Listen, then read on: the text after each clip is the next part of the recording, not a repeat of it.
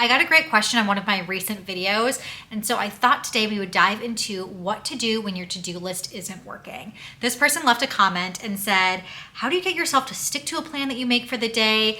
They mentioned that they felt they were pretty good at making to-do lists and coming up with a plan for the day, but just couldn't really stick to it and found themselves bouncing around from task to task, doubting what the plan was for the day, and really not doing what they set out to do for the day. So I want to talk through how to build your to-do list, some things that could be wrong with your to-do list, because I find that it all goes back to the plan for the day. Even if you feel like you might be great at making those lists, there might be some problems in the way you're making your list that cause you to not actually follow through or to feel a lot of overwhelm when it comes to actually completing the tasks on your list. So the first thing that I think is really important to do is to assess what you think might be going wrong when you start your day and you are about to embark on that plan that you set. Are you overwhelmed? Do you lose focus? Are there certain types of tasks that are getting done? My husband and I were just spending some time getting stuff done around the house, and this was a great example of this because he was outside getting yard work done and feeling really accomplished getting stuff done, but there was a phone call that he needed to place, something on his to-do list that he's been putting off for a while. And I said, why don't you just take care of that really quickly? You're inside, you have your phone, just knock it off the list, and you've been putting it off for so long. And he said that it was just something that he didn't really feel like doing, and he preferred doing yard work to placing this phone call. And he did suck it up and just place the phone call, but that's an example of what types of things are you putting off? Is it because he doesn't want to be on the phone, or because it's more of one of those desk tasks and he prefers to take care of physical tasks? Think about that and analyze it a little bit more. Maybe take the next couple of weeks and notice what tasks get put off and try and categorize them and figure out what that issue is. As the commenter said, maybe you're somebody that just starts to doubt your list. You create a plan for the day and you begin to doubt it. Go through those things, start to assess the problem. Is it losing focus? Is it overwhelm? Is it a certain type of task that doesn't get done? And then we'll be able to build our list and solve for the problems that you are specifically having. The number one reason I think for failure of a to-do list or following through with your to-do list, the plan for the day, is unrealistic expectations. A major reason for this is your to-do list is too long. Now, don't get me wrong, I think a to-do list does need to capture everything that needs to get done. But for a specific day or a specific time frame, I think you need to hone in on that to-do list a little bit more.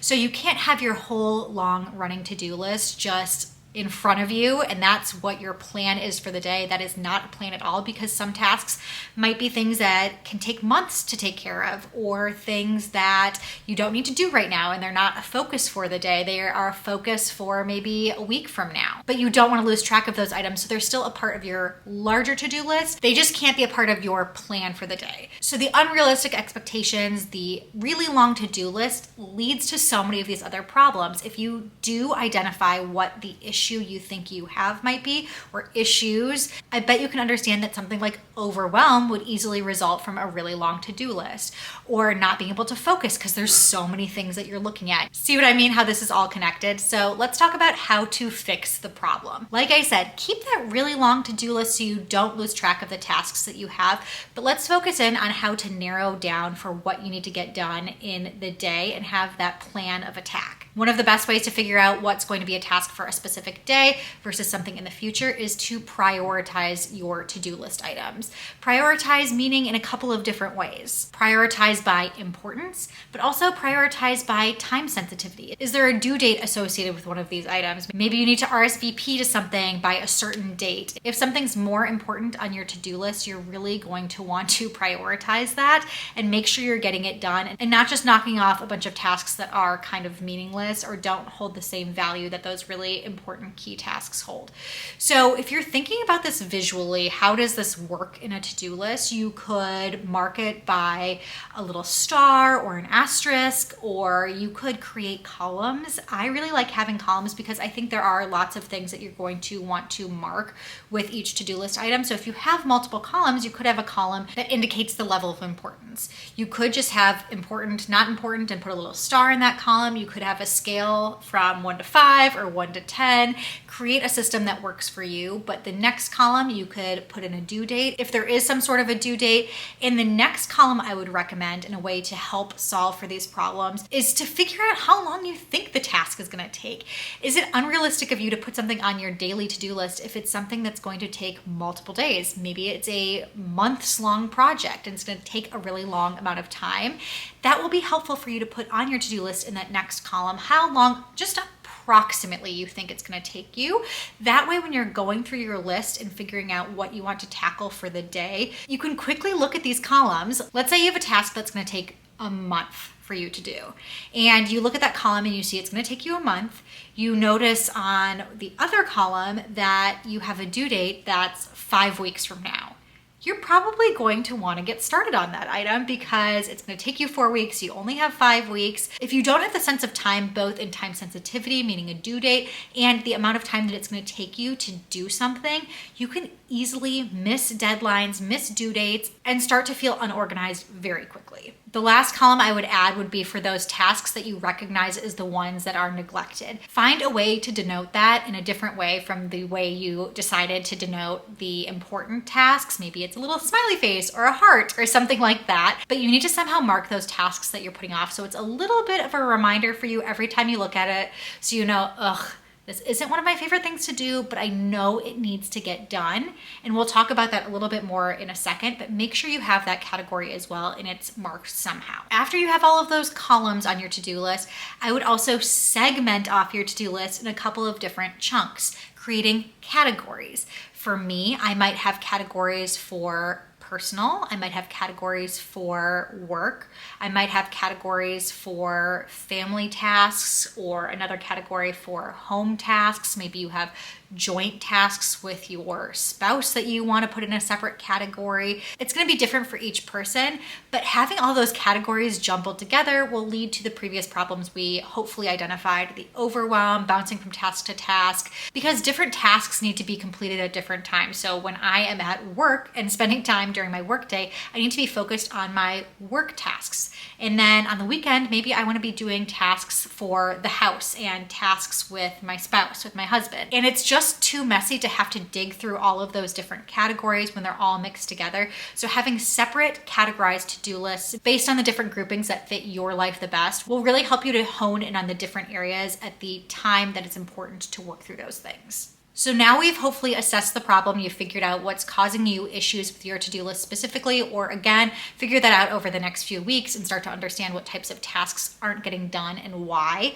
We've talked through how to build out a basic to-do list with different columns marking the importance. You've associated an amount of time with it. You've categorized it into different sections.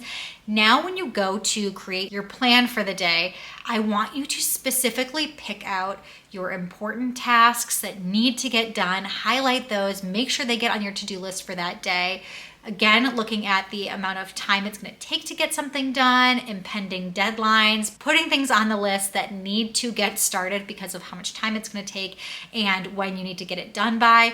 I also would encourage you to put at least one of those tasks, the type of task that you put off, that you've marked somehow, onto your daily to-do list, and just crossing one of those off every single day if possible, especially if you have enough of them. If you don't have enough for every day, that's understandable to not have one of those tasks every single day, but you want to just chip away at it slowly. I can't give you an exact number of tasks you should have each day or precisely what the daily plan should look like because it's going to be so different for everyone, especially depending on if this is a task that's going to take 3 hours versus 5 minutes. That's what you're going to start to plan out. And I'm just going to tell you broad strokes. Try to be as realistic as possible. And one of my best tips for this is to add in a buffer. Whatever scheduling technique you use for the day, whether you have more of an open-ended schedule, if you do time blocking, whatever it is, add in a buffer of some sort. It's going to take you longer to get done tasks that you think it's going to take you. Something's going to happen in the middle of the day that pulls your focus. There's just countless things that could interrupt your flow. And I want you to have that buffer in there so you continue to feel accomplished instead of halfway through the day starting to feel derailed and your plan is just not working out and giving up completely. Then you can recognize, you know what? I have my buffer. I'm totally fine. We are just going to let this go and keep powering through the to-do list.